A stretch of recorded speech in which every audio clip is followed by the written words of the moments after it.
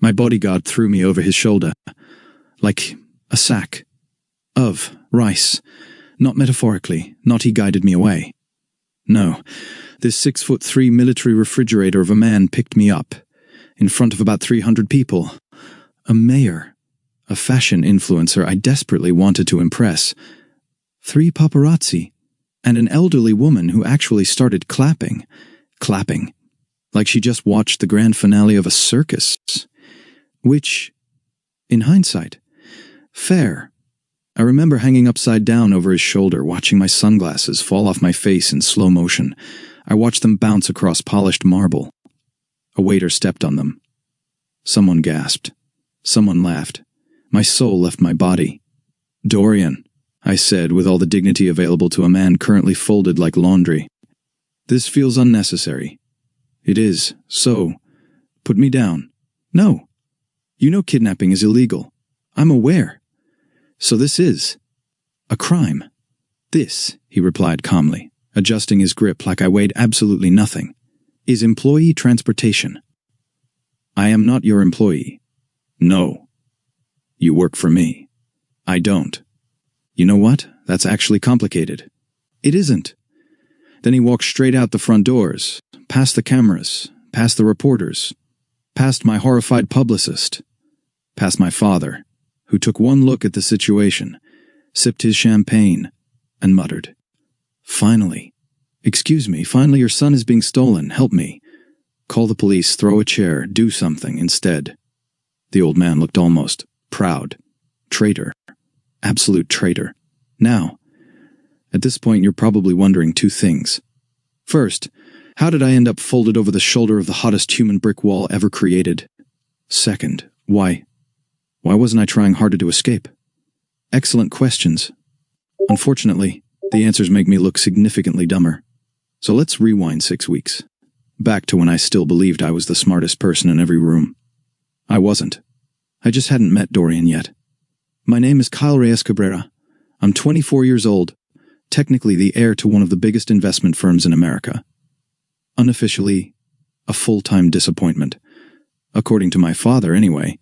His exact words were, "Kyle isn't irresponsible. Pause. Hope. Maybe a compliment. He's creatively catastrophic. Rude. Accurate. But rude. My father genuinely believes I wake up every morning asking myself, how can I make legal departments cry today? I don't. Usually. Sometimes opportunities simply present themselves. Take the Sephora incident. Actually, no. We're not emotionally prepared for the Sephora incident. Just know that 3 employees still recognize me. 1 security guard salutes whenever I walk past, and I am no longer welcome inside that particular branch. Long story. Amazing story. Different day. The point is, I've always lived by one philosophy. You only live once. If something sounds fun, do it. If it sounds stupid, definitely do it. If someone tells you it's a bad idea, congratulations, you found tonight's entertainment. Planning ahead is exhausting. Consequences are tomorrow Kyle's problem. Today's Kyle deserves happiness. Tomorrow Kyle is surprisingly resilient. It's a flawless system. Don't fact-check that. Now, the Tuesday everything changed started exactly like every other Tuesday. Hungover, barefoot, still wearing yesterday's shirt, standing in my kitchen eating expensive imported cereal directly from the box, because bowls are for people who believe in unnecessary dishes. My phone had been vibrating non-stop for almost an hour. 23 missed calls, 14 texts, 9 voice notes, all from the same person, my father's assistant, Sophia, a woman whose blood type was probably espresso. I pressed play on one of the voice notes. Kyle, pause, deep inhale. If you're alive, answer your phone. Delete, next. Kyle, longer pause. Your father is becoming increasingly. Very long pause. Creative in describing you. Delete, next. If you value your freedom. Delete. Actually, maybe I should have listened to that one. The front door unlocked. I froze. Now, before you judge me, I lived alone. Mostly, the apartment had fingerprint locks, security cameras, private elevators. You don't expect random people to just open your front door. Then I remembered. Right, my father had a key, against my wishes, against common decency, against several speeches I'd delivered about boundaries. He ignored every single one. The door opened. My father walked inside like he owned the place. Technically, he did. Minor detail. He took one look around the apartment. An empty champagne bottle, a designer shoe sitting on the kitchen counter, a fake Roman statue wearing one of my hoodies, 3 pizza boxes, 1 surfboard, 0 explanations. He slowly removed his glasses, closed his eyes, pinched the bridge of his nose. "Why?" he asked with incredible patience. "Is there a kayak in your living room?" I looked over. "Oh, I forgot about that." "You forgot. The kayak. I've had a busy week. You don't own a lake." "I know. So why? It was on sale." "It was an aggressive sale." He stared at me. I smiled. He sighed the sigh of a man questioning every life decision that had led him to parenthood. "I had dreams," he murmured. "I still have dreams. They're different dreams now. Lower. Much lower. I believe in adapting." "Dad." "What? You came all this way just to insult my interior design?" He looked around again. "I've seen crime scenes with better organization. I call this aesthetic. I call it evidence. Harsh." "Correct." Then, without warning, he dropped the sentence that completely destroyed the peaceful chaos I'd carefully built. "You're getting a personal security detail." I blinked. "I'm getting a what?" "A bodyguard." "No." "Yes." "No." "Yes." "I'm 24. Exactly. I'm an adult. You are legally classified as one. I don't need supervision." "I disagree. I've survived 24 years. You've accidentally joined a protest. That wasn't my fault. You've crashed a charity auction. They deserved excitement. You've been photographed climbing a fountain. It was beautiful. You've started 3 internet conspiracies. I started one. You started one intentionally. Fair." He folded his arms. "I've tolerated your antics for years." "Antics? You are a liability with excellent hair." "Thank you. That wasn't the compliment you think it was." It contained a compliment. "I've received credible threats." That made me pause. Real ones.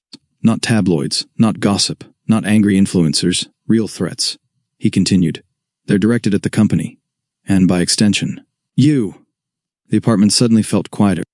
"So, this isn't punishment." "No. It's protection. I still don't want one. I wasn't asking. I can protect myself." He looked at me, really looked at me, then glanced at the decorative sword hanging on my wall. "That's fake. It looks real. You stabbed your own couch trying to remove it from the packaging. That couch attacked first." He inhaled slowly. "He's downstairs." My stomach dropped. "Already?" "He starts today." "No interview?" "I interviewed him. I should meet him first." "You will." "What if I don't like him?" "You won't." "I knew it." "But he'll tolerate you." "That's somehow worse." "It probably is." Then, a knock. 3 precise knocks, not loud, not hesitant, just confident. Sophia opened the apartment door before anyone answered. Of course she did. She stepped aside, and a man walked in. Black suit, broad shoulders, close-cropped dark hair. Straight posture, expression carved from granite.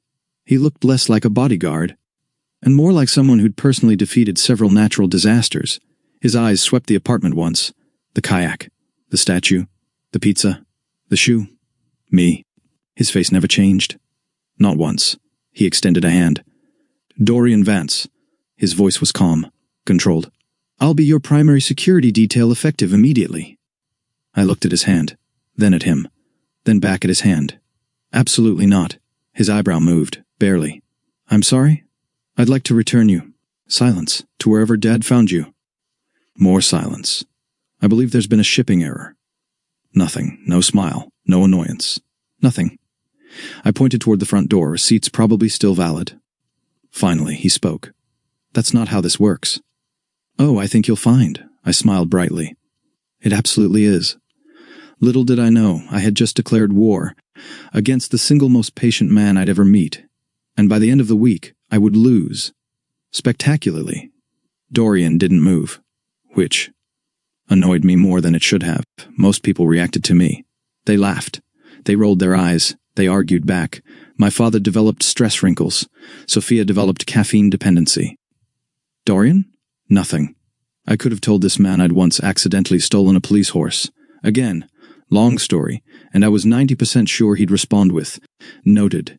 That's it. Just noted." He lowered his hand. Without a word. He reached into the inside pocket of his suit and pulled out a tablet. A tablet, like this was orientation day at some extremely expensive prison. "Mr. Reyes Cabrera." Kyle. See? Progress already. "I'm going to conduct a security assessment of the apartment." "No, you're not." "I am." "No." "Yes." I looked at my father. "Dad." He picked up my cereal box. Started eating my cereal, out of my box. "I don't like him." "You've known him for 43 seconds. "Exactly. I've seen enough." Dorian was already walking through my apartment. "Excuse me?" He just left, mid-conversation. He opened my balcony door, checked the lock, closed it, opened another window, locked it, checked the hinges, walked into my bedroom. "Hey, sir, there are boundaries." I chased after him. "You can't just wander around my apartment." "I can." "No. Your father signed authorization." "My father signs checks." "He also signed authorization." "Traitor." Dorian stopped beside my bedroom window, looked outside, fire escape, then looked back at me. "You've used this." "No." He looked at the windowsill. There was a footprint, my footprint, still there. "Maybe once." He crouched, examined the metal. "Recently. Twice." My father appeared behind us. "3. Dad! You posted pictures. I posted artistic photography. You captioned it." He pulled out his phone. Read dramatically. Escaping responsibility one window at a time. In hindsight, that was incriminating. Dorian quietly typed something into his tablet. "What are you writing?" "Potential escape routes." "I'm not escaping." "You've admitted to it twice." "That was before." "Before what?" "You arrived." He looked at me. I smiled, brightly. "Inspiring confidence?" "No." "Tiny bit?" "No." He kept typing. I leaned sideways trying to read the screen. He tilted it away. "Oh, come on." "No." "That's rude. It's confidential." "I'm the client, and the security risk." "You know what? That hurt. It wasn't intended to." "It still hurt." He nodded once. "I understand." "No, I don't think you do." "I do. No. Noted. He did it," he said, noted. I looked at Dad. "You hear that?" "I did. He actually says noted. I hired him." "You hired a corporate robot. He came highly recommended." "By NASA?" My father laughed. Actually laughed. Traitor. Absolute traitor. 20 minutes later, Dorian had somehow discovered security issues I didn't even know existed.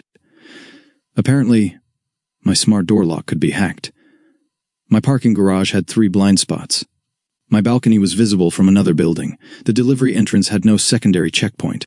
And, most offensively, he found the emergency key I'd hidden under a fake plant. "Seriously?" He held it between 2 fingers. "This is where you hid it." I was being creative. You were being predictable. I literally invented that hiding place. You invented the most common hiding place in suburban history. I live in a penthouse. Exactly. He handed me the key. "Move it." "I won't." "I'll move it." "You don't live here." "I effectively do now." "No, you don't." "For the duration of my contract, which I'm ending." He looked at me. "When?" "Friday. Today's Tuesday." "I know. So, I'm firing you Friday." "I don't work for you." God, I hate that sentence. "I've noticed." "I bet you have." Around lunchtime, Sophia returned carrying several garment bags. "Dorian," she smiled politely, "your clothes." He thanked her. Then, to my horror, she walked into the guest room, my guest room. No, I followed immediately. "What are we doing?" Sophia blinked. "Setting up." 4. "Dorian?" "Why?" She looked confused. "He'll be staying here." I laughed. Nobody joined me. I stopped laughing. "You're joking." "No." "Dad?" "He'll remain on site." "For how long?" 6 months. I nearly dropped dead. 6 months? Unless the threat assessment changes. I looked at Dorian, then at the neatly folded shirts now hanging in my guest closet, then back at Dad. "You moved a stranger into my apartment." "A professional." "A stranger?" "A decorated veteran." "I don't care if he fought dinosaurs." Sophia quietly coughed into her hand. I pointed dramatically. "I like walking around in underwear." Dad didn't even blink. "You'll adapt?" "I sing in the shower." So, I hold concerts. Unfortunate, I practice speeches. No one asked you to. I talk to my plants. They're plastic. They still listen. Dorian closed the closet door. I wear headphones. What? When I'm off duty. I frowned. You heard all that? Yes. That's actually considerate. Thank you. I didn't like that. I was trying to be angry. Why was he making it difficult? By evening, I'd reached a conclusion. This wasn't a bodyguard. This was an occupation. His entire personality was bodyguard. Breakfast? Bodyguard? Walking? Bodyguard? Breathing? Probably tactical breathing. I decided to test him. Scientifically, I walked into the kitchen, grabbed my car keys, whistled casually, heading toward the door. Immediately, footsteps. Behind me. I smiled. Got you. Without turning around, I asked, Where are you going? With you. What if I said nowhere? I'd know you were lying. What if I wanted privacy? I'd provide it. How? From approximately 6 feet away. That's still following me. Correct. I spun around dramatically. Aha! He waited. I have discovered your weakness. I don't believe you have. You're obsessed with me. No. You follow me everywhere. Yes. That's obsession. That's employment. I think you're in denial. I don't. I think you secretly think I'm fascinating. I don't. You absolutely do. I don't. I leaned closer. Blink twice if you admire me. He blinked once, then, very deliberately. Didn't blink again. Coward. I don't think that word means what you think it means. It means you're avoiding the question. There wasn't a question. There was emotional implication. I'm choosing not to answer emotional implications. You admit there was one. I didn't. You literally, I didn't. This man was going to reduce my lifespan. I could feel it. He opened the apartment door. Where are we going? We. You left with keys. So? You intend to drive. Maybe I'll accompany you. I didn't invite you. You weren't expected to. I was going to lunch. I know. How? You looked at 3 restaurant menus. You watched me? I observed. That's creepier. It's literally my job. You know. I sighed dramatically. I think you're ruining my freedom. No? No? I'm extending your life expectancy. I opened my mouth, closed it, opened it again. That was annoyingly difficult to argue with. For the first time, the very corner of Dorian's mouth moved. Barely. A tiny twitch, almost invisible. If I hadn't been staring at him out of pure irritation, I'd have missed it completely. Wait, had he almost smiled? No, impossible. Must have been muscle fatigue. Robots don't smile, at least. That's what I told myself. I would spend the next 6 weeks proving myself spectacularly wrong. I woke up the next morning with a mission. Not revenge. I'm an adult. Adults don't seek revenge. Adults seek educational opportunities. Specifically, an opportunity to prove Dorian Vance wasn't actually good at his job. Because surely, nobody could predict me. I am chaos. I make decisions based on vibes. Half the time I don't know what I'm doing. How could he? Easy. I was an idiot. I just hadn't accepted it yet. I found him already awake. Of course, 6:30 in the morning. I didn't even know clocks made numbers that small. He was standing on my balcony, coffee in one hand, tablet in the other, looking out over the city like he personally paid taxes for it. I shuffled outside wearing pajama pants, one sock, and yesterday's hoodie. Do you sleep? Yes. Liar. I slept 6 hours. That's illegal. No. It should be. He looked over his shoulder. Good morning. You're suspiciously cheerful. I said 2 words. Exactly. I squinted. Have you always been this composed? Mostly. Were you born 35 years old? I wasn't. I don't believe you. He took another sip of coffee. I can show you childhood photos. They're probably just smaller versions of this. I straightened my posture, crossed my arms, lowered my voice. Mother, I imitated him. I have completed tummy time. Nothing. Father, my blocks have been arranged tactically. Still nothing. The sandbox perimeter has been secured. The tiniest exhale escaped him. Hold on, was that a laugh? No, impossible. Wind. Definitely wind. You almost laughed. I didn't. You absolutely almost laughed. I breathed. You breathe sarcastically. I don't think that's a thing. It is now. Step 1 of Operation Freedom. Gather intelligence. I leaned casually against the balcony railing. So, what exactly do bodyguards do all day? Protect clients. No hobbies? I have hobbies. Oh. Reading. Boring. Hiking. Predictable. Shooting. That's significantly less boring. He looked at me professionally. I was already interested. I imagined you would be. You judged me. I assessed probabilities. You keep saying words that mean the same thing. They don't. They absolutely do. They don't. I sighed dramatically. You know, I expected someone cooler. I'm sorry to disappoint you. Oh, you misunderstand. I do. I expected tattoos. I don't have any. A mysterious scar. I have several. Visible ones. No. A gravelly voice. My voice is fine. Motorcycle. I own a truck. Oh my God. What? You're practical. Generally. I've been assigned the human equivalent of oatmeal. He nodded once. Oatmeal is healthy. I stared at him. You know. I don't know whether to applaud that comeback or check if you have a pulse. By 9 o'clock, my plan was ready. Simple, elegant, brilliant.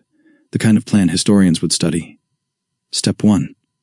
Tell Dorian I wanted to meditate. Now, let's acknowledge something. I have never meditated.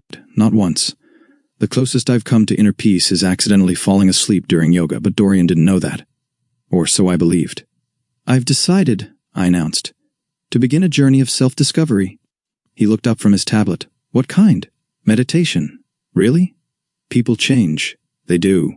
I've changed. When? This morning. I see. I'm going to spend the next hour reconnecting with my inner self. He nodded. Enjoy. Wait, that's it? No questions? No suspicion? Interesting, very interesting. I walked confidently toward my bedroom, closed the door, counted to 30. Perfect. Then, I tiptoed into the bathroom, unlocked the window, smiled. Ladies and gentlemen, allow me to introduce the greatest escape artist of our generation. Me. Again. Now, you might be wondering why I had a bathroom window that opened onto a fire escape. Excellent question. Old building, historic architecture, very charming. Also incredibly useful when escaping unwanted responsibilities. I climbed through the window. Successfully, one leg, second leg, excellent. Closed the window, outstanding. Down the ladder, graceful, elegant, athletic. I reached the first landing, nobody. Second landing, still nobody. I actually started grinning. No way it worked. Did I just outsmart? Morning. I froze. Slowly, painfully. I looked down. There he was, standing at the bottom of the fire escape. Coffee. Same black suit. Same expression. Same infuriating calm. He even raised his coffee cup slightly, like we were neighbors. How? I blinked. Are you here? You were meditating. I was. Until you weren't. How did you know? You've looked at this fire escape 4 times since yesterday. I was appreciating architecture. You also checked whether the bathroom window squeaked. You timed the elevator twice. And you hid your car keys in your left shoe. Excuse me. I what? You thought I didn't notice. I when? Yesterday. I don't even remember doing that. I do. Silence, complete silence. Then I pointed at him. You're terrifying. I've been called worse. I was trying to escape. I know. I planned this. I know. I rehearsed. I know. You've been profiling me. I've been observing. That's the same thing. It isn't. It emotionally is. He set his coffee on the railing, then folded his arms. So. Coming down? No. I'm committed now. To what? The bit. You climbed onto a fire escape for a bit. Yes. I respect the commitment. Wait. You do. No. There it is. I was worried for a second. You'll still need to come down. I refuse. We can wait. I have snacks. I don't. I can outlast you. You skip breakfast. How did he know that? You've become a problem. I've been one since yesterday. I liked my life before you. I doubt that. I had freedom. You had poor impulse control. I had options. You had liability. I had spirit. You had 3 unpaid parking tickets. Those are unrelated. They aren't. I sighed. You know what? What? I think you're enjoying this. I am. He what? I narrowed my eyes. You smiled. I didn't. You admitted you're enjoying this. I did. That's smiling emotionally. I don't think that's a phrase. It is today. He checked his watch. Kyle. What? If you don't come down. I'm not. I'm coming up. I laughed. Actually laughed. This? I pointed dramatically around me. This is my territory. The fire escape? Yes. You've claimed it? I have. I see. You wouldn't dare. He stepped onto the first rung. My smile disappeared. Oh, you're actually. Second rung. Dorian, third rung. Let's have a discussion. Fourth rung. I think we've escalated unnecessarily. Fifth rung. I suddenly support diplomacy. He climbed another rung, completely unhurried, like he had all the time in the world, which, to be fair, he probably did. I, however, was beginning to realize I'd accidentally cornered myself. You know those nature documentaries? Where a squirrel confidently runs out onto the tiniest branch imaginable, then suddenly remembers, oh, right, gravity. That squirrel was me. Dorian? Yes, I've changed my mind. I noticed. I no longer support this escape. I also noticed. I'd like to return to the apartment. Excellent. Without consequences. He stopped climbing. Thought about it. No. Can we negotiate? We can. I'd like immunity. Denied. A warning. No. A strongly worded email. You live with me. Right. He climbed 2 more steps. Now he was only a few feet below me. I held up both hands. Personal space. I'm respecting it. You are literally climbing toward me. I'm climbing toward the security risk. I have a name. I know. What is it? He looked at me. Kyle. Why did that sound nice? No. Ignore that. Focus. Mission. Escape. I straightened dramatically. I should warn you. About? I know self-defense. You took 1 kickboxing class. I completed it. You cried. I got hit by a 12-year-old. He was gifted. He was 12. He had incredible footwork. Dorian's mouth twitched. There, again, that tiny almost smile. I pointed accusingly. You're doing the face. What face? The almost smiling face. I don't know what you're referring to. You absolutely do. I don't. You think you're funny. I've never claimed that. You are funny. I wasn't trying to be. That's the annoying part. He reached my landing. I immediately backed up another step. He followed. I backed up again. He followed again. This continued for exactly 5 seconds before I realized. There were no more stairs. Behind me, nothing, just air. I looked down. Bad idea, very bad idea. Why did the ground suddenly look grounder? Dorian noticed immediately. You don't like heights. I love heights. You looked down. Scientific curiosity. You stepped away from the edge. Strategic positioning. You grabbed the railing. I like railings. He nodded once. You've been bluffing. I have not. You've been avoiding looking down since you climbed out. Shut up. I haven't said anything. I know. You're judging me silently. I am. Louder. I don't need to. This is psychological warfare. It seems effective. You know, I sighed. I think you're the meanest nice person I've ever met. I'm not particularly nice. You climbed a fire escape because you didn't want me falling. I climbed a fire escape because it's my job. Liar. I'm not. You cared. I was responsible. You cared. He looked away. Interesting, very, very interesting. I filed that away for later, right beside. Dorian almost smiled, and possible human emotions detected. Then, he did something completely unexpected. He held out his hand. Come here. No. You don't like heights. I already said I love heights. You looked dizzy. I looked fabulous.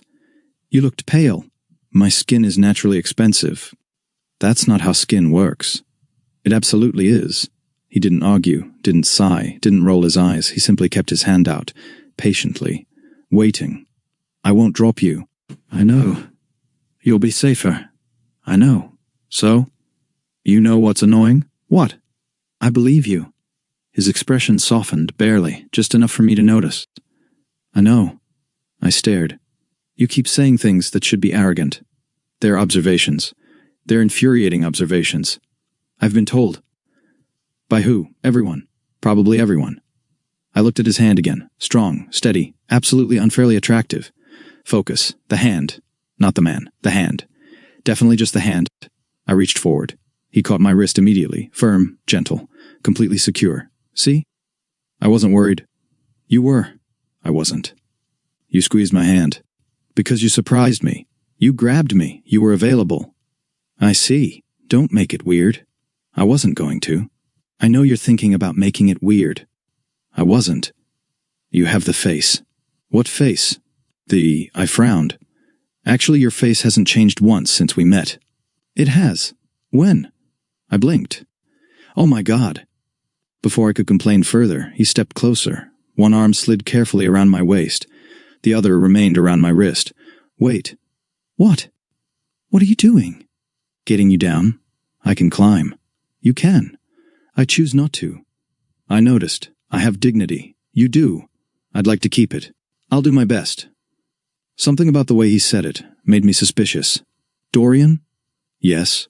Promise you won't embarrass me. I can't. Excuse me? I can't promise something I don't control. Well, don't you control? You. Rude. Painfully rude. Also, fair. Before I could come up with a devastating comeback, he moved. One smooth motion, one arm behind my knees, the other behind my back. The world tilted. Are you carrying me? Yes. Put me down. No, I have legs. I know. I'm using them. Poorly. I can walk. You climbed onto a fire escape to avoid walking past me. Context matters. It does. This is kidnapping. No. I'm filing a complaint. You can. I'll write a terrible review. I'll survive. I hate you. I know. No, you don't. I don't. Good. Because if he knew how fast my heart was beating right now, I'd have to move to another country. He started climbing down. Like carrying fully grown adults was something he did before breakfast. I looked over his shoulder. Big mistake. The ground rushed toward us. Instinctively, I wrapped one arm around his neck, purely for balance. Obviously.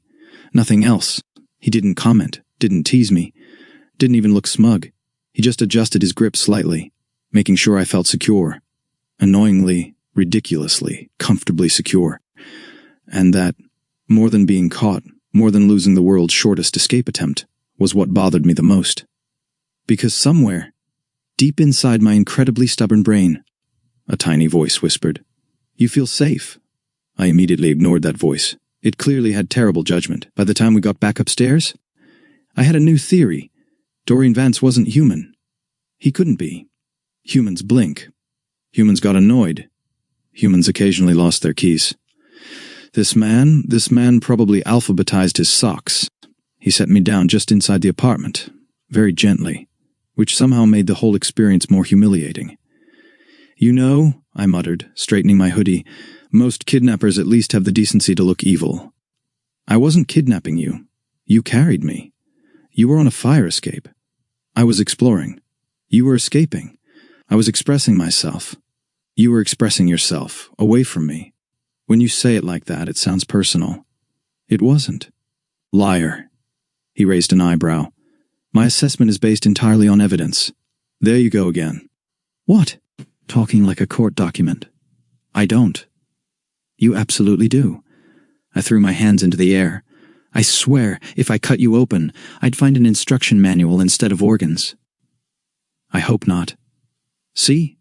Normal people would say something else. What would you have preferred? I don't know. That would be medically concerning. Actually, I pointed at him. That was pretty good. Thank you. I still don't like you. I know. You sound weirdly okay with that. I am. I'll change your mind. I'm sure you'll try. Oh, I smiled. I absolutely will. I want to be clear about something before I tell you what happened next. The fire escape should have been the end of it. Any reasonable person, having just been carried down 4 flights by a man who'd memorized their shoe-hiding habits, would have quietly accepted defeat. I am not a reasonable person. I made exactly one more attempt. I want credit for the restraint, the disguise. In my defense, it was a brilliant disguise. Cap, mask, oversized hoodie, reading glasses, a fake mustache. Don't ask why I owned a fake mustache. Actually ask. It's another excellent story. Wrong day. I looked incredible. Completely unrecognizable. I walked confidently through the lobby. Head down, different posture, different walk. I even practiced a deeper voice.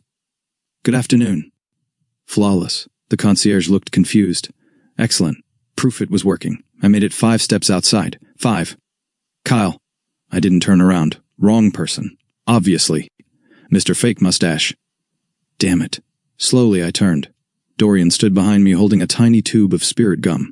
What? You forgot this. I don't know what that is. It fell off your bathroom counter. I've never seen that before. You bought it online. You checked my purchase history? No. He reached forward, pulled something off my shoulder. My fake mustache.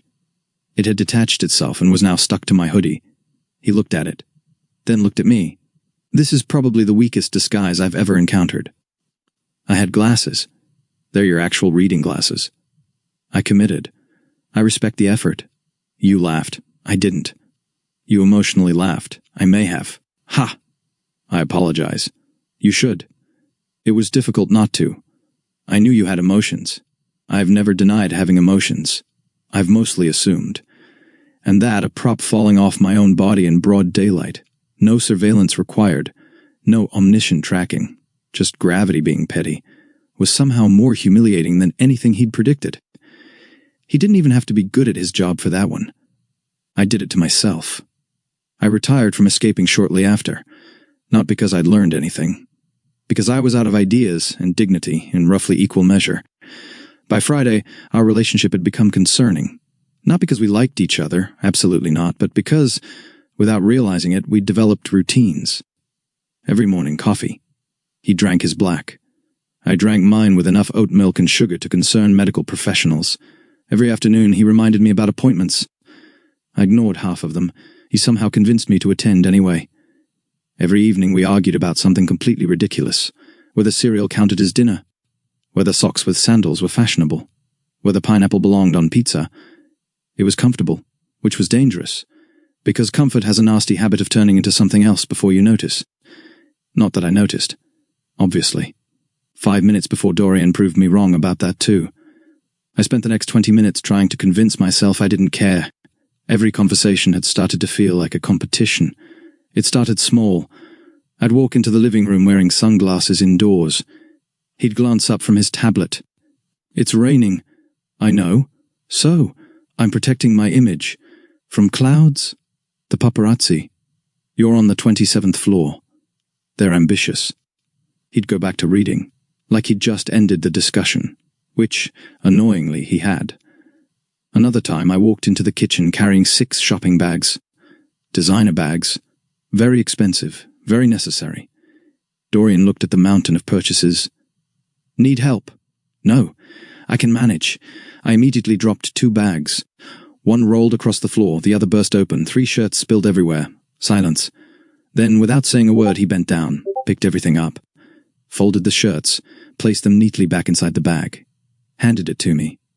There. I smiled triumphantly. See? I handled it. You watched me handle it.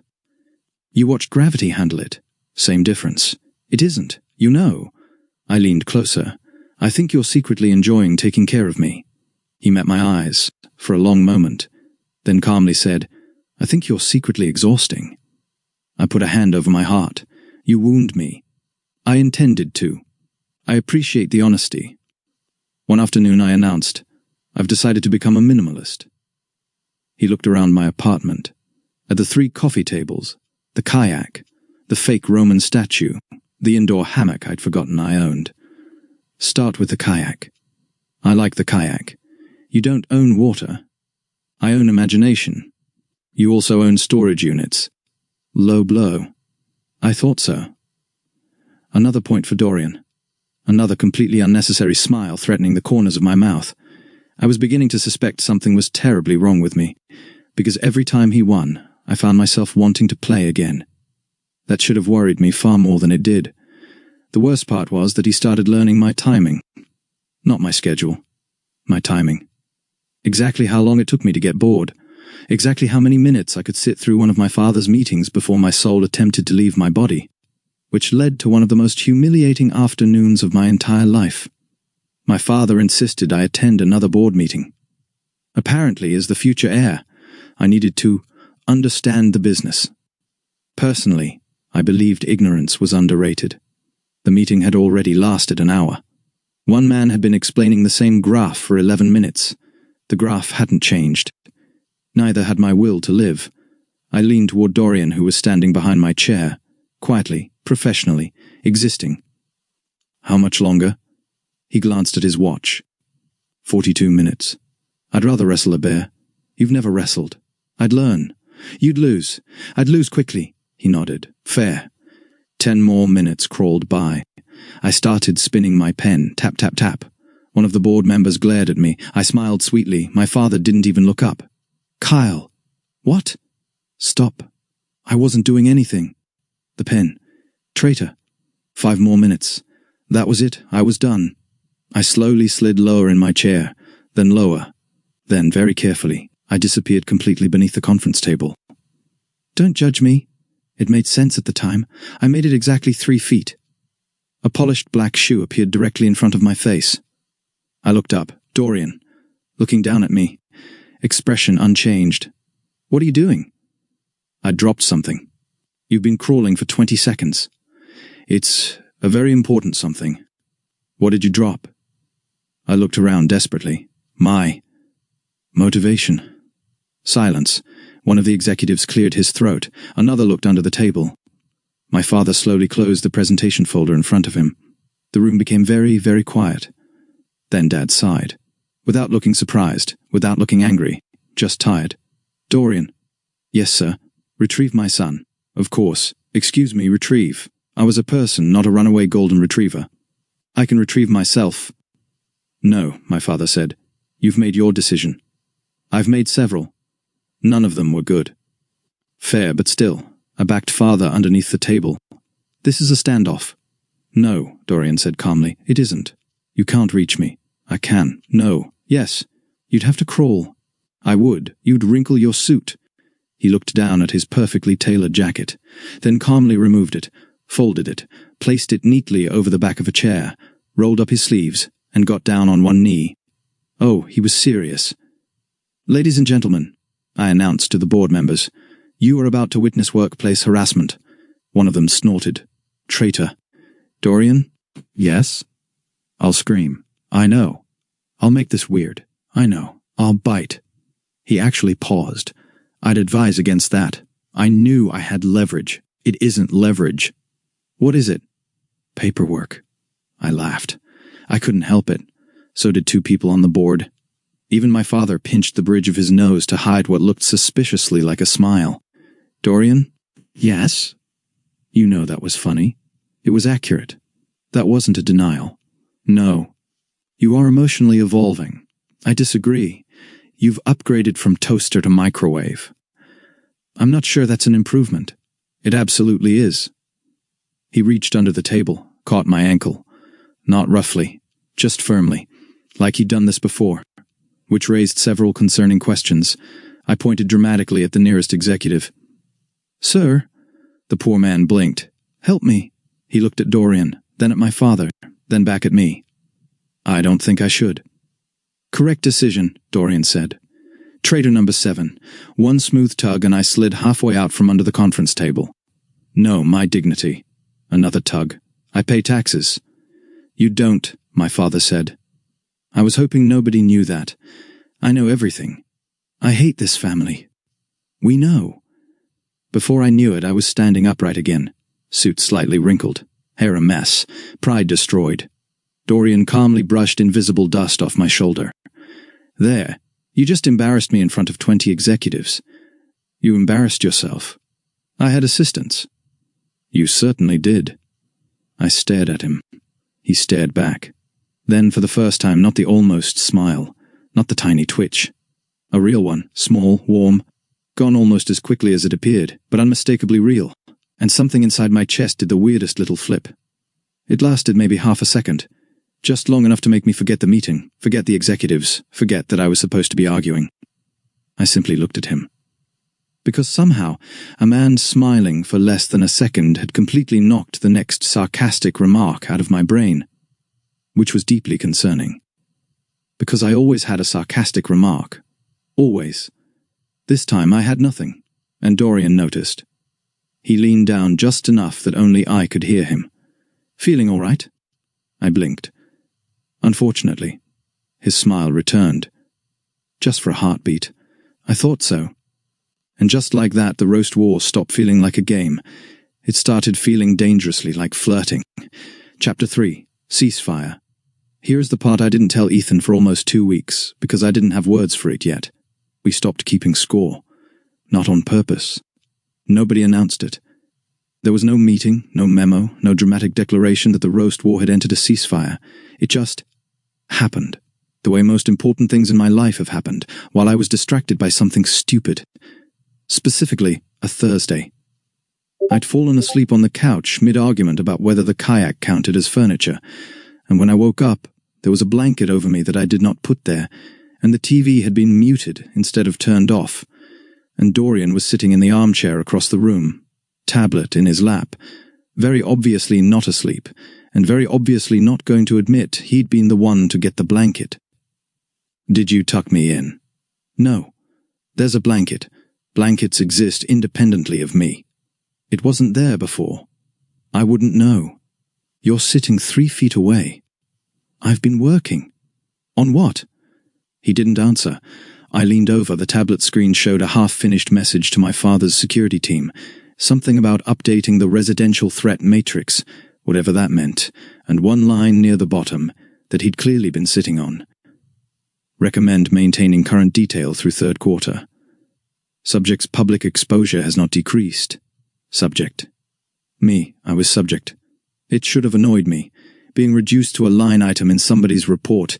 Instead, for reasons I refused to examine too closely, it did the opposite, because underneath the dry paperwork language, that sentence meant I'm not letting my guard down, because he still isn't safe. And something about a 6'3" man in a slightly wrinkled shirt quietly doing paperwork about my safety at midnight instead of sleeping made my chest do that unhelpful flipping thing again. "You're still worried about the threat stuff, the real stuff, not just," I gestured at myself, "me being a nightmare." He set the tablet down. "Both things can be true." "That's not comforting." "It wasn't meant to be comforting. It was meant to be accurate. You could lie occasionally, for my mental health. I could. Will you?" "No." I pulled the blanket up higher, mostly so he wouldn't see me smile at that. "For what it's worth," I said, "I don't actually think about it. The threat thing. I sort of decided it was your problem the day you showed up." "I noticed." "Is that bad?" He considered it longer than the question deserved. "No," he said finally. "It means it's working." We didn't talk about the report again after that. But something had shifted. Quietly. The way rooms get warmer before you notice you've stopped shivering. I stopped hiding my keys out of habit and started leaving them on the counter where he could see them. He stopped standing exactly 6 feet away and started sitting on the other end of the couch. Close enough that when I fell asleep during movies I woke up against his shoulder instead of a cushion, and neither of us ever mentioned it, and neither of us ever moved. He told me once, unprompted, that he used to run security for people who never once looked him in the eye, treated him like part of the wall. I made a joke about it. He let me. Then he said, quieter, that he didn't mind being invisible for most clients. It was easier that way.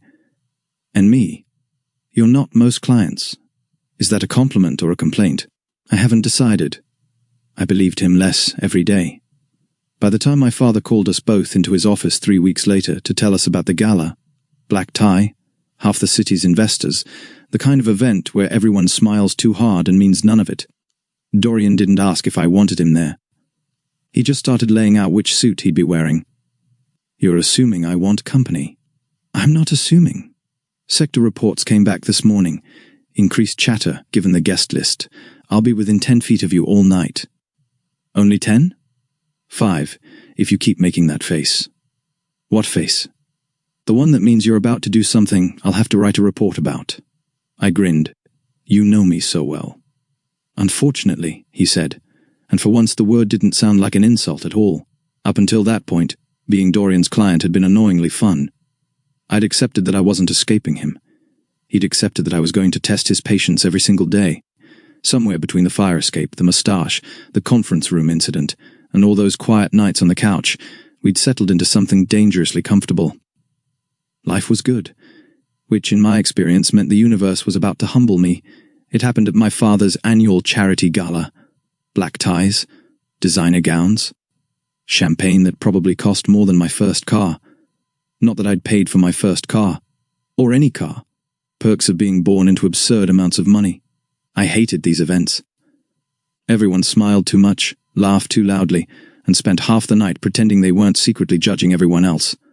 Corporate Hunger Games, with better tailoring. I adjusted my bow tie for what felt like the 100th time. I look ridiculous. Dorian glanced over. You look fine. Fine. I was aiming for devastatingly handsome. You'll survive. I need more enthusiasm. You won't get it. I pay your salary. My enthusiasm isn't included. I should negotiate a premium package. You can't afford it. I stopped walking. Excuse me? The enthusiasm package is expensive. I own 3 penthouses. Still outside your budget? I stared at him. You've gotten funnier. I've gotten used to you. I don't know which answer hurts more. The ballroom was already packed. Politicians, CEOs, celebrities, influencers pretending not to be influencers. My father disappeared almost immediately into a conversation with investors. Lucky him. I grabbed 2 glasses of champagne from a passing waiter. Held one toward Dorian. He didn't even look at it. No. 1 sip. No. Half a sip. No. You are aggressively boring. I'm working. I've seen surgeons smile more. They probably weren't guarding you. Fair. I sighed dramatically and drank both glasses myself. That'll show you. It won't. For the next hour, everything felt normal. I floated from conversation to conversation, shook hands, smiled for photos, pretended I understood words like market diversification. Every time I glanced across the room, I found Dorian. Never hovering, never obvious, just present, watching exits, watching people, watching me. It should have made me feel watched. Instead, it made me feel weirdly relaxed. Like my brain had quietly decided, he's got it, not my problem. That thought would haunt me later. Around 10 o'clock, I escaped onto one of the quieter terraces overlooking the gardens. Finally, fresh air, real silence. I loosened my bow tie, closed my eyes. Boring party too? A voice beside me. Male, late 30s maybe, expensive watch, already drunk. I recognized him vaguely. One of the younger executives from another investment firm. Needed a break, I said politely. I've seen you around. I'm hard to miss. He laughed, too loudly. So you're the famous Kyle. I try not to be. I've heard stories. I'm sure half of them are true. Only half. I'm an optimist. Another laugh. He stepped closer. A little too close. Alcohol hit me before his words did. Strong, sharp. You know, I've always wanted to meet you. Congratulations, you just did. I smiled politely, started stepping sideways. He stepped the same direction, blocking me. Still smiling, still laughing, only it wasn't funny anymore. You look even better in person. Thanks. I tried again to move. Again, he blocked me. You don't have to rush back inside. I'm actually looking for someone. Lucky guy. He reached out, touched my sleeve. Not aggressive, not yet, but familiar, too familiar. I laughed awkwardly. Personal space, man. Oh, relax. His hand slid to my wrist. Still smiling, still acting like this was harmless. My stomach tightened. Something cold settled in my chest. For one stupid second, I froze. Not because I couldn't move. Because my brain hadn't caught up yet. It kept insisting, he's joking. This isn't happening. Then his grip tightened. Just enough. Come on, we can talk somewhere quieter. No, I smiled again. Automatic, polite. I'd rather stay here. His smile disappeared. Don't be difficult. And suddenly I wasn't laughing anymore. I never saw Dorian move. 1 second he was somewhere inside the ballroom. The next, a hand closed around the executive's wrist. Firm. Unshakable. The man's grip disappeared instantly. Dorian's voice was calm, almost frighteningly calm. Let go of him. The executive scoffed. Who the hell are you? The reason you're letting go. I'm just talking to... No. Dorian took one step forward, not fast, not threatening, just certain. You were told no. You ignored it. So I'm going to ask exactly once more. His eyes never left the man's face. Step away. Something changed in the executive's expression. Maybe it was the voice. Maybe it was the posture. Maybe it was the realization that the man standing in front of him looked like he'd happily throw him through the nearest fountain without raising his heartbeat. Whatever it was, he stepped back, hands raised. All right, relax. I didn't know he belonged to somebody. Belonged? My jaw clenched. Before I could say anything, Dorian spoke. He doesn't. The words were quiet, controlled. But he said no. Silence. The executive muttered something under his breath, straightened his jacket, walked away. Very quickly, the terrace became silent again. My pulse hadn't. I stared at the empty doorway, still trying to process what had happened. Then, very gently, Dorian stepped in front of me. Kyle. Not Sir. Not Mr. Reyes Cabrera. Just Kyle. His hands came up carefully, one resting lightly against my shoulder, the other tilting my chin upward. Look at me. I did. His eyes searched my face, checking, breathing, pupils, bruises, shock. His voice was still calm, but underneath it, for the first time, I heard something else. Fear. Actual fear. Did he hurt you? No. Are you sure? I swallowed. Yeah, his shoulders dropped, just a little. A breath escaped him, small, barely noticeable, except I'd been staring at him, and I realized something that made my heart stop. He'd been scared, not angry, scared, for me. I tried to smile. You got here fast. I should have gotten here sooner. What? I was watching the wrong entrance. Dorian, I misread the room. You didn't. I should have. You saved me. I should have prevented it. The guilt in his voice didn't belong to someone doing a job. It belonged to someone who genuinely couldn't bear the thought of me getting hurt. And that realization hit harder than anything else that night. Because somewhere between the fire escape, the roast war, the coffee, and all the ridiculous arguments, the impossible had happened. The human firewall had stopped feeling like a bodyguard.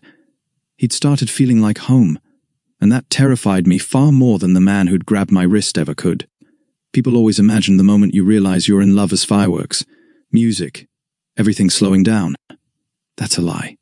For me, it happened because Dorian asked if I wanted tea. Tea, not a confession, not a kiss. Tea. The gala ended early for us.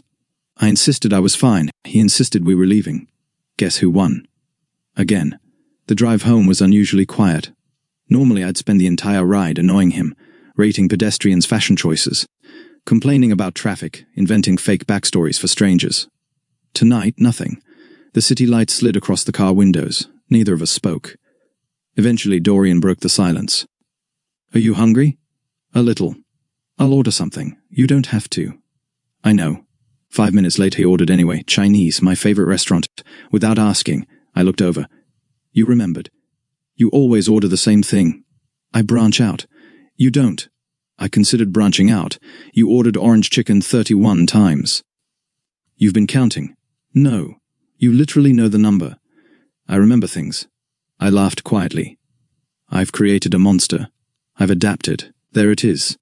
What? The roast. A tiny smile. Barely there. I knew you were feeling better. I blinked. What? You laughed. It took me a second to understand. He hadn't made the joke because he wanted to win. He'd made it because he'd been trying to make me smile. My chest tightened. I looked out the window before he could see my face. This was becoming a problem. Over the next few days, something shifted. Not around us. Inside me. I'd catch myself looking for him. If he stepped out to take a call, I'd notice. If he was unusually quiet, I'd notice. If he changed his tie somehow, I'd notice. This was unacceptable. I brought the issue to Ethan, because terrible emotional decisions deserve witnesses. He opened the apartment door, looked at my face, and sighed. You like him. I don't. You've been here 4 seconds. I came for advice. You came for denial. I came because you're my best friend. You came because I'm the only person who'll tell you the truth. Rude. Accurate. I collapsed dramatically onto his couch. I think something's wrong with me. You finally noticed? I mean medically. Oh, he sat opposite me. What happened? I keep thinking about him. I wonder if he's eaten. I accidentally bought his favorite coffee. I almost texted him to ask if he'd gotten home safely. Ethan just stared. What? Kyle, you're describing a boyfriend. I am describing a bodyguard. No. You've upgraded. I haven't upgraded anything. You absolutely have. I covered my face with a cushion. This is a disaster. It doesn't sound like one. It is. Why? Because. I pulled the cushion away. He deserves someone stable. Ethan burst out laughing. I'm serious. I know. I'm chaos. You are. I once got banned from a luxury hotel because I tried to race a luggage cart. You absolutely did. I lose my keys twice a week. I bought a kayak without checking if I live near water. You've mentioned that story 14 times. The kayak was expensive. The point? I sighed. The point is, he deserves someone who isn't. I gestured toward myself. All this. For the first time, Ethan stopped smiling. Kyle. What? Have you ever asked him what he wants? I frowned. No. Then stop deciding for him. I hated when he made sense. A week later, my father announced another business trip. One night. Different city. High-profile clients. Naturally, Dorian came with me. We checked into the hotel late that evening. Separate rooms. Obviously, before anyone starts, my father trusted Dorian. He just wasn't insane. The meeting stretched well past midnight. By the time we finished, the hotel corridors were almost empty. I yawned. I'm exhausted. You skipped dinner. I'll survive. No. There are snacks upstairs. Those aren't dinner. You sound like my mother. I'll accept that. We stepped out of the elevator. The hallway was quiet. Too quiet. Dorian stopped walking. I almost walked into him. What? He didn't answer. His eyes moved once toward the far end of the corridor. Two men standing too casually. Not hotel staff. Not guests. Watching us. The warmth drained from his face. Kyle. His voice changed. Professional. Sharp. Room. What? Now. I looked again. The men started walking. Slowly. My stomach dropped. Dorian. Key. My hand suddenly forgot how pockets worked. My card. He took it from my jacket before I'd even found it. Unlocked the room.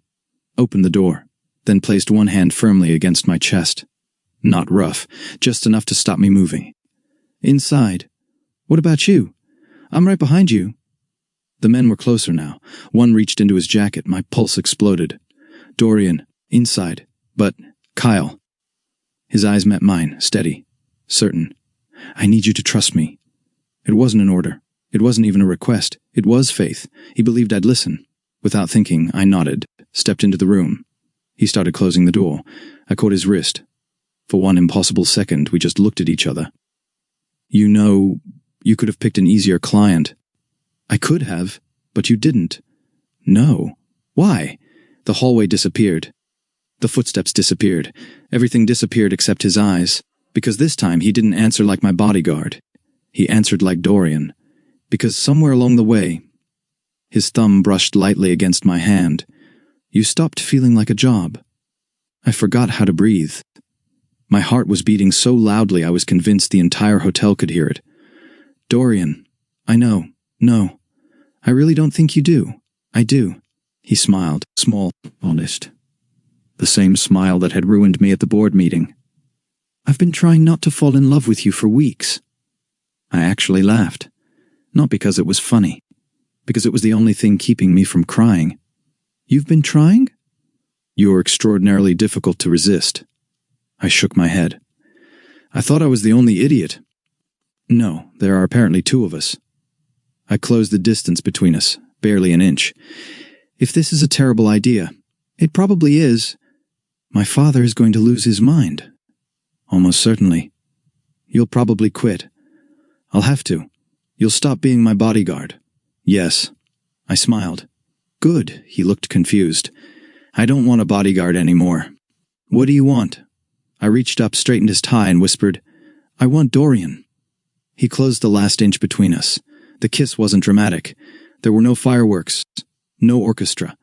Just two idiots who'd spent months pretending every sarcastic remark wasn't secretly flirting. It was soft, gentle, careful, and somehow worth every failed escape attempt I'd ever made. Because after spending my whole life running from responsibility, running from expectations, running from feelings, I'd finally found the only person I never wanted to run from. The first person to find out wasn't my father. It was Ethan. Unfortunately, he opened his apartment door, took one look at us, looked at me, looked at Dorian, looked back at me. "You kissed him." I blinked. "How did you?" "You've got the stupid smile." "I do not. You've got the smile." "What smile?" "The one that says, I've made a life-changing emotional decision, and now I'm pretending everything is normal." I frowned. "That's oddly specific." "You've had it since college." "I have not." "You bought a kayak with that smile." Dorian looked at me. "The kayak again?" "I was going through something." "You were going through a sporting goods store." Ethan burst out laughing. I pointed accusingly at Dorian. "You're supposed to be on my side." "I am." "This doesn't feel supportive." "It feels accurate." Traitors. Both of them. Absolute traitors. Telling my father was significantly less fun. He called us into his office the following Monday. Neither of us had said a word. We'd agreed we would. Just not over text. I liked living. My father sat behind his desk, reading a report. Without looking up, he asked, "So, how long?" I froze. "Excuse me." He finally looked up. "How long have the two of you been dating?" My mouth opened, then closed, then opened again. "How did you know?" He looked genuinely confused. "Kyle, you've spent the last 2 months smiling before work?" "You've never smiled before work." "That's fair." He turned toward Dorian. "And you, sir?" You started laughing. Dorian blinked once. I laughed twice. "Exactly. I see." Dad sighed. "You thought you were subtle." "We did." "You weren't." I looked at Dorian. "Were we?" "No. I feel betrayed." "I expected that." Dad leaned back in his chair. For a long moment, nobody spoke. Finally, Dorian broke the silence. "I'll be resigning." I turned toward him. "Dorian?" He gave me a small look, one that said, "Let me do this." He faced my father again. "I won't continue protecting Kyle while we're in a relationship. It's inappropriate. If necessary, I'll leave immediately." Silence. Then, to my complete surprise, my father smiled. Not a big smile, just enough. I was wondering how long it would take. I frowned. "You're not angry?" "I hired you because you were trustworthy." He looked at Dorian. "You've just proven I was right." Dorian didn't answer. Dad continued. "You were willing to give up the best position in your career rather than compromise your integrity." Another pause. "I respect that." I looked between them, confused. "So, nobody's yelling." Dad looked at me. "Would you prefer yelling?" "No. I've prepared several speeches." "No." "I can still." "No." He rubbed his forehead. "My only condition." We both straightened. "You don't bring relationship drama into company business." "Understood," Dorian said immediately. Dad looked at me. "Kyle?" "Yes?" "If you make this man quit because you're being dramatic." "I won't." "You absolutely will." "I'll try not to." "Good enough." Meeting over. Just like that. 3 months later, life looked different. Dorian no longer lived in the guest room. He had his own apartment. Mostly. He still spent half his time at mine. Mostly because I kept finding excuses. "You should stay." "It's raining." "You should stay." "The traffic looks terrible." "You should stay." I bought too much Chinese food. He always saw through it. He also always stayed, which I'm choosing to interpret as me winning. One Saturday morning, I wandered into the kitchen. Half asleep, hair a disaster. Wearing one of Dorian's hoodies, he looked up from making coffee. Morning. Morning. He handed me my mug, exactly how I liked it. Without asking. Again, I smiled. "You've memorized everything." "I remember important things." I leaned against the counter. "So, I'm important?" He looked at me over the rim of his coffee. "Very." That ridiculous warmth spread through my chest again. Honestly, it still hadn't gone away. Later that afternoon, I walked into the bathroom, opened the little window above the sink, looked at the fire escape. The old instinct whispered, "You could climb down." Out of habit, I glanced over my shoulder. Dorian was standing in the doorway. Coffee in one hand, my jacket in the other. "You'll need this?" I couldn't help laughing. "You checked the bathroom first?" "You always liked this exit." "I haven't used it in months." "I know. So why bring the jacket?" "In case today was the day." I walked over, took the jacket, didn't put it on, just held it. "You know something?" "What?" "I never did escape." "No." "You always caught me." "Yes." I smiled. Not the sarcastic one, not the smug one, just happy. "I used to think you were stopping me from being free." He stepped closer. "And now?" I slipped my hand into his. "Turns out, I was running in the wrong direction." He squeezed my hand once, gentle, certain, the same way he'd held it that night in the hotel. I looked toward the bathroom window one last time, then quietly closed it, locked it, and walked away with him. If you'd told me 6 months earlier that the man I spent weeks trying to escape would become the person I couldn't imagine living without, I would have laughed in your face. Probably dramatically. Because that's who I am. I still buy ridiculous things. I still interrupt serious meetings. I still make terrible jokes at the worst possible moments. And Dorian still tells me when I'm being ridiculous. Usually, before I've even finished the sentence. Some people spend their whole lives looking for someone who understands them. I found mine because my father hired him, which is, honestly, the funniest part of this entire story. So no, I never escaped my bodyguard. I fell in love with him instead, and somehow that turned out to be the greatest escape of all. The end. If you love this story or this story made you laugh, made your heart race, or gave you butterflies even once, do me one small favor. Hit the like button.